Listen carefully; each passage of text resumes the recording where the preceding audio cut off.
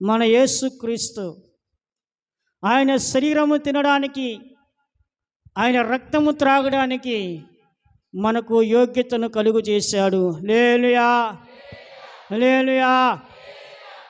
ఆయన బలలో చేతులు వేయడానికి, ఆయన బలకు సమీపించడానికి, ఆయనతో కలిసి ఆయన శిష్యులను కూర్చోబెట్టుకొని ఆయన శరీరమును ఒక రొట్టెని తీసుకొని దాని శరీరముగా వారికి తినడానికి ఇచ్చాడు.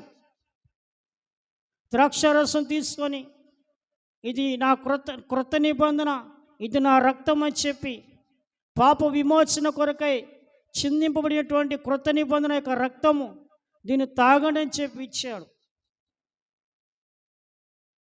మన యొక్క నిత్య జీవార్థ నిమిత్తమై మన శరీరము, ఈ మట్టి శరీరము మహిమా శరీరంగా మార్చబడి నిమిత్తమై, పునరుత్థానపు శక్తిని పొందు నిమిత్తమై ఆయన శరీరమునను మనకు ఆహారముగాను, ఆయన రక్తము మనకు పానీయంగా యేసుక్రీస్తు మనకు ఇచ్చి ఉన్నాడు. హల్లెలూయా, హల్లెలూయా.